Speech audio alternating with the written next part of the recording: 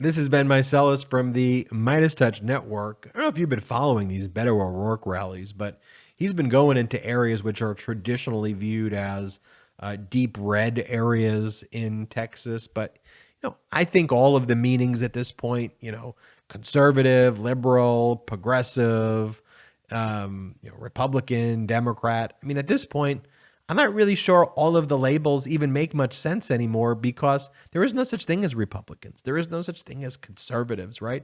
These are MAGA maniacs. These are radical fascists who are trying to take away our freedoms. And that's why you see Beto in these deep red areas just with massive crowds. The support is building because Beto's out there fighting for the people, fighting for policies that help people, fighting for just competence. I mean, you have someone in Texas, Greg Abbott, the governor, who can't even keep the lights on, like the most basic function of government. In a state like Texas, like the energy state, they can't keep the lights on because of their fascist, radical, complete incompetence at leadership. And that's what the Republican parties are, just completely incompetent. But in this clip I'm about to show you, just how Beto's able to address these issues from a personal level, from a community level. This is how leaders respond to difficult questions.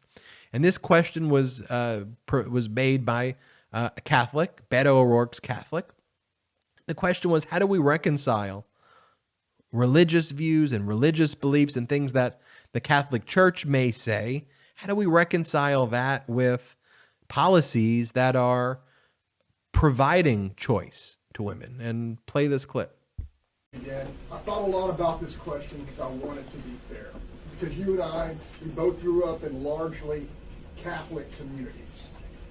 And Catholics are taught one thing, and they're torn. How do you convince them to go against, at least on the larger choice issue, what they're taught by their faith leaders? I appreciate this question. I mentioned that number earlier, that 82% of Texans oppose this total abortion ban, and 76% of them are Republicans. But there are also a lot of Catholics, a lot of Jews, a lot of Muslims, a lot of atheists, a lot of people who run the gamut of faith and religion and belief, of immigration status, of partisanship, of geography. This is one of the few truly unifying issues in the state of Texas right now. As you know, I was born and raised Catholic, baptized, confirmed. My mom is as Catholic as they come.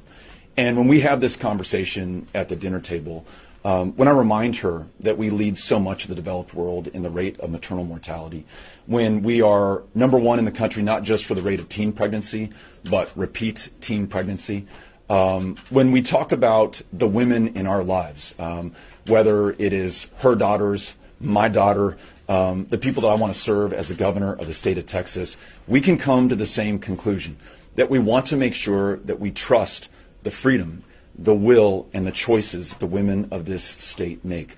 Most of us, nearly all of us in Texas, regardless of our differences, can agree with that much. The only way, though, to make sure that we can do that is to win this election in November. As I watch that clip with Beto, when I think just about the women in my life, I think about these radical right Republican, their extremist agenda. I just think about how disturbing and disgusting it is that the radical right Republicans, that they want to substitute the role of the government, and specifically them, the role of Republicans. They want to be the people who make decisions for women over their bodies. And as you read, some of the rulings from Trump-appointed judges, there was that case recently in Texas where Ken Paxton sued the Biden administration because the Biden administration provided guidance to emergency room doctors and said, look, if women show up with life-threatening illnesses and the standard of care for these life-threatening conditions would be an abortion, federal law under EMTALA, the Emergency Treatment Act, that supersedes state law. There's what's called the Supremacy Clause of our Constitution, and you have to follow federal law. and provide the medical services, provide emergency treatment to women. Well, Texas and Ken Paxton, they sued.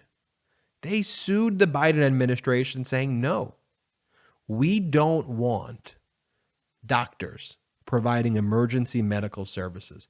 They need to follow the Texas total abortion ban. We want women to die. That's what the state of Texas argued.